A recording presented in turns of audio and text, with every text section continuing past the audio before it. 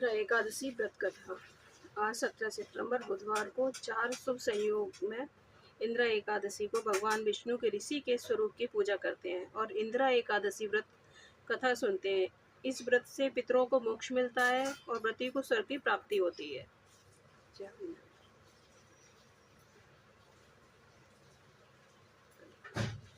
पौराणिक कथा के अनुसार एक समय धर्मराज युधिष्ठिर ने भगवान श्री कृष्ण से निवेदन किया कि आप मुझे अश्विन कृष्ण एकादशी व्रत की महत्व, पूजा विधि और उससे मिलने वाले पुण्य के बारे में बताएं।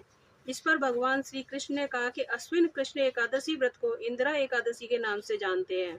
इंदिरा एकादशी व्रत सभी पापों को मिटा देता है। जो व्रत रखता है उसके पितरों का उद्धार करता है, उसे यमलोक की पीड़ा से मुक्ति मिल जाती है। वहीं जो व्यक्ति इंदिरा एकादशी की कथा सुनता है उसे वाजपेयी यज्ञ के समान पुण्य लाभ होता है। अब आप इंदिरा एकादशी की कथा सुने। सतयुग में राजा इंद्रसेन का महिष्मति में शासन था। राजा इंद्रसेन दयालु और परोपकारी थे। वे अपनी प्रजा के सुख और दुख के साथी थे। उनका राज्य धन और धान्य से परिपूर्ण था। वहाँ कोई कमी नहीं थी। एक दिन राजा इंद्रसेन अपने दरबार में बैठे थे। तभी देवर्षि नारद जी वहां प्रकट हुए। राजा इंद्रसेन ने उठकर उनको प्रणाम किया और बैठने के लिए आसन दिया। उसके बाद राजा इंद्रसेन ने नारद जी से आने का प्रयोजन पूछा। तब नारद जी ने बताया कि वे यमलोक गए थे। वहां पर उन्होंने तुम्हारे पिता से मुलाकात की। उन्होंने बताया कि वे एकादशी व्रत रखते थे, लेकिन किसी वजह से उसमें बाधा आ गई और व्रत का क्रम टूट गया। इस वजह से उनको यमलोक में यमराज के पास रहना पड़ रहा है। यदि तुम इंदिरा एकादशी व्रत विधि विधान से रखकर श्री हरि की पूजा करो तो उनको यमलोक से मुक्ति मिल सकती है, उनका उद्धार हो जाएगा और उनको स्वर्ग में स्थान मिलेगा। ये बातें सुनकर राजा इंद्रसेन ने नारद जी से इंदिरा एकादशी की व्रत विधि विस्तार पूर्वक बताने का निवेदन किया, ताकि वे उस अनुसार ही व्रत करके अपने पिता का उद्धार करा सकें। तब नारद जी ने कहा कि इंदिरा एकादशी को प्रातः काल में स्नान आदि करके निवृत्त हो जाओ और फिर अपने पितरों के लिए तर्पण, श्राद्ध, दान आदि करो।